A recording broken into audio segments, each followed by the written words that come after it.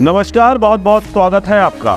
हाल ही में मध्य प्रदेश में विधानसभा चुनाव के लिए मतदान संपन्न हुए हैं, जिसका परिणाम आगामी 3 दिसंबर को आना है। सभी राजनीतिक दल और जनता जनार्दन बेसब्री से इंतजार कर रहे हैं कि आखिर कौन जीतेगा, कौन हारेगा और किसकी बनेगी सरकार।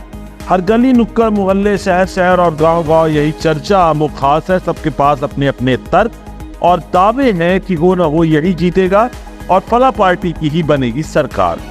बहरहाल इन सभी बातों का जवाब तो 3 दिसंबर को ही मिल सकेगा, जब परिणाम होंगे सामने और फिर किसी को मिलेगी बेहिसाब खुशी तो किसी के हाथ लगेगा गम का पिटारा। परंतु अभी जो बड़ी खबर सामने आ रही है वह यह कि इन सभी के बीच कैबिनेट मंत्री व निवर्तमान रीवा विधायक राजेंद्र शुक्ल और सिमरिया के चर्चित निवर्तमान विधायक केपी त्रिपाठी इन दिनों स्टार प्रचारक बने हुए हैं। आपको बता दें कि तेलंगाना राज्य में होने वाले चुनाव में नेता द्वय का नाम स्टार प्रचारक के तौर पर शुमार है। उल्लेखनीय है कि मध्य प्रदेश में हाल ही में संपन्न हुए विधानसभा चुनाव में राजेंद्र शुक्ल का नाम स्टार प्रचारकों की सूची में शामिल था। आपको बता दें कि बीजेपी की स्टार प्रचारकों की सूची में PM Modi, JP Nadda, CM Yogi जैसे धुरंधर दिग्गजबाज नेता शामिल थे। गौरतलब है कि बतौर स्टार प्रचारक जाना जाना विंध्य के लिए गर्व की बात है। साथ ही उल्लेखनीय है कि ऐसा पहले नहीं हुआ। एक तरफ रीवा में जहां चुनाव के नतीजों को लेकर नेताओं के साथ साथ कार्यकर्ता भी अपने अपने दावे कर रहे हैं, तो वहीं दूसरी तरफ जनता पर भरोसा दिखाकर बीजेपी पार्टी ने राजेंद्र शुक्ल व केपी त्रिपाठी को अन्य राज्य में प्रचार प्रसार करने के लिए भेजा है, जिसमें वो जी जान से जुटे हुए हैं। भारतीय जनता पार्टी को भरोसा है कि उनकी सरकार आ रही है, तो वहीं दूसरी तरफ कांग्रेस भी अपने दावों से पीछे नहीं हट रही है।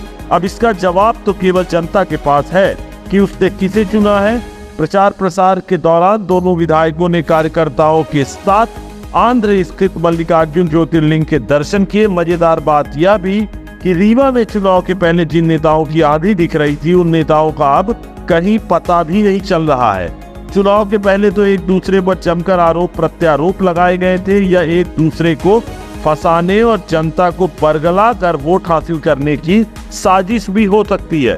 खैर, जनता सब जानती है, पहचानती है। धुंध कितना भी हो, आखिरकार कोहरा छटता है और साफ साफ नजारा सामने आ ही जाता है। कुछ भी ज्यादा समय तक छिप नहीं पाता। जो कुछ भी हो, जनता ने अपना मत अपने पसंदीदा उम्मीदवार और राजनीतिक दल को सौंप दिया है और अब इंतजार है तो सिर्फ और सिर्फ 3 दिसंबर को आ रहे नतीजों का।